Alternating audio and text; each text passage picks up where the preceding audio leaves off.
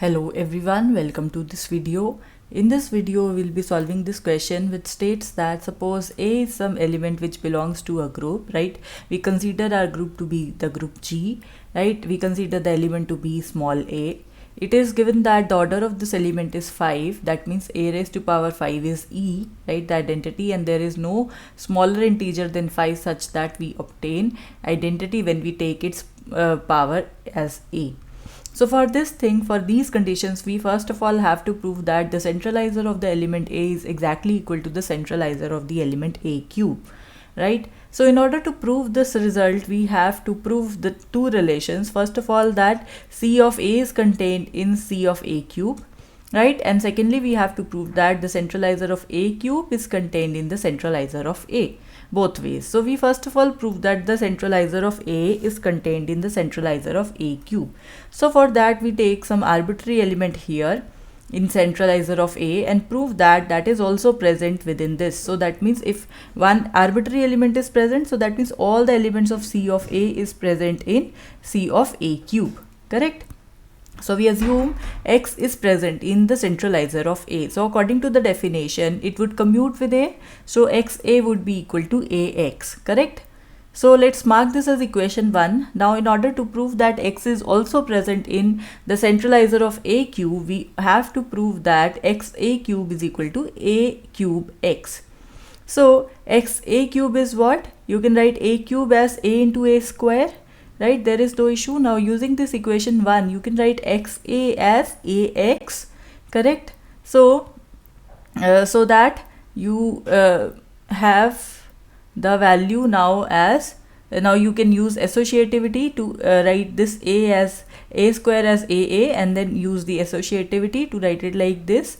Now again you can make use of equation 1 to write xa as ax. Now you can club up these two to get a square, and you can use the associative property for commuting the brackets.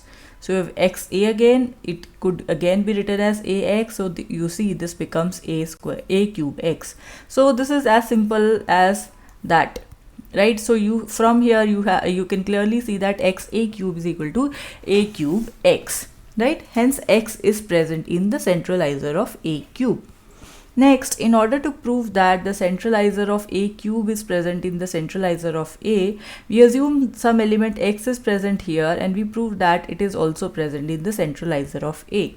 So if x is present in the centralizer of A cube, so it would commute with A cube. So what does it mean? It means that x A cube would be equal to A cube x, right? So let's mark this as equation 2. Now we are also given that the degree of A is, the order of A is 5. So that what does it mean? It means that a raised to power 5 is e. So we can pre and post multiply with a square on both sides of the equation 2, so that we obtain a square.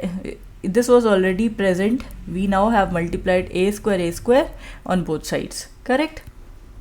Okay, so here on the left hand side we have a square x a raised to power 5, and on the right hand side we have a raised to power 5 x a square. So you see this a square and a raised to power 5 and a raised to power 5 is exactly e. So both of them becomes e. This e is absorbed by x. So you have a square x is equal to x a square. But you would be wondering, we wanted to prove what? You wanted to prove ax is equal to xa. So we'll be proving this thing making use of this relation. Let's see how. So we wanted to prove ax is equal to xa. So let's consider ax. Now you can write a as a raised to power 6. Why? Because the order of a is 5. So a raised to power 5 is e. So you can multiply a on both sides, so that you would have a raised to power 6 is equal to a. Correct. Now you can split up this a raised to power 6 as a raised to power 3, a raised to power 3, and club up these two in a bracket. Now making use of equation 2 here, write this relation, we can now commute them. A cube x could be now written as x a cube, correct? So again, now what you can do, you can split this a cube as a square a, and then we can use equation 3 here. X a square is a square x, so it is a square x. Now you can combine these two powers of a to get a raised to power 5, which is e, you know, which is absorbed by x, so you get xa, right? So from here you clearly see you have ax is equal to xa, hence x commutes with a, therefore x is present in the centralizer of a, right? This proves that C is the centralizer of A, cube is contained in the centralizer of A. So using the second part, this one, and the first part where we proved that the centralizer of A is contained in the centralizer of A cube, we have this equality present whenever the order of A is 5. Correct? This is one part of the question that we have proved here. For the next part of the question, they are asking you to find an element A from some group such that the order of the element A is 6 and their centralizers of A and A cube, they are not equal to each other. So we have to give an example. For this, we have to find an element of order 6. So you see, we can take any example. I have taken an example of dihedral group, which are my favorites, right? So these groups are the group of symmetries of regular polygons. For if we are taking D6, so it would be for hexagon, correct? So in hexagon, in total we have 12 elements here for this D6. 6 of them are the rotations. Each rotation differs by 60-degree angle. We are taking it to be in the clockwise direction. And L1, L2, L3, L4, L5, L6, they are the 6 reflections which are taken about. I have mentioned these lines, these 6 lines here, correct? 3 of them passes through the vertices and the other 3 passes through the midpoint of the opposite sides, correct? So these 6 lines are there. So here by the Lagrange theorem, you should have an element whose order divide the order of D6. The order of D6, you know, is 12. So you should definitely have an element of order 6. And in fact, the element itself is R60. Why? Because when you rotate the hexagon 6 times, you will get back to the same position because it will complete 360-degree rotation, right? Hence the order here is 6. Now I am saying that the centralizer for this R60 is not equal to the centralizer for R60 cube. How I am proving this thing? I am taking some element which is present in any one of them but not in the other. So let's take the element as L1. L1 is what? It is the reflection across this vertical axis, correct? This vertical axis.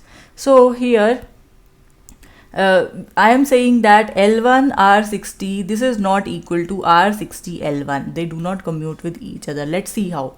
You have your regular hexagon, right? So let's mark for differentiating, let's mark the points as 1, 2, 3, 4, 5 and 6. Similarly here also. Now in the first case, we'll first apply L1 onto it. L1 means reflection by the vertical axis. So these two would change positions, these two would exchange positions, and these two would exchange positions.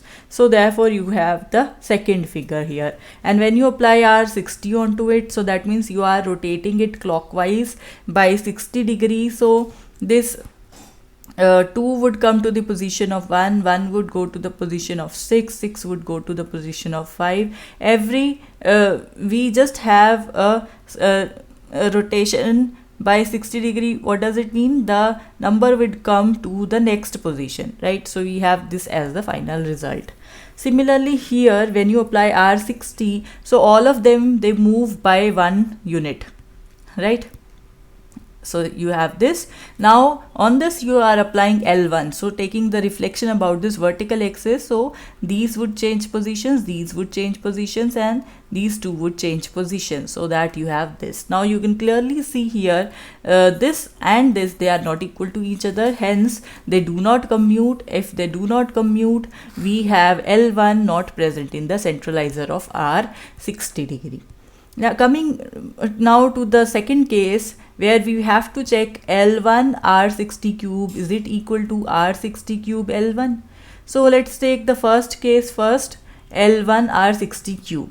Now you know, if you rotate it by 63 times. So actually what you are doing, you are rotating it 1 times by 180 degrees. So you can write R 60 raised to power 3 as R 180.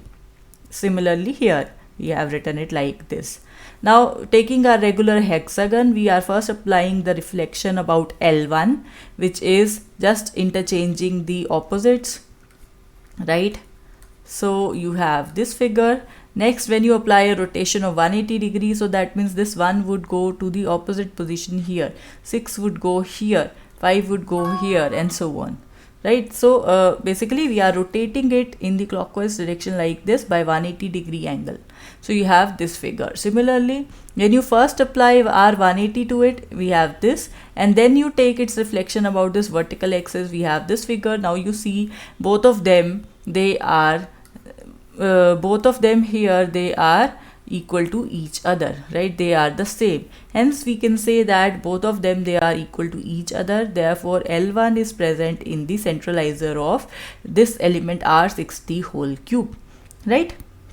So from here we have obtained an element R60 from the group D6, the dihedral group, such that the order of the element is 6 and the centralizer of R60 is not equal to the centralizer of R60 cube.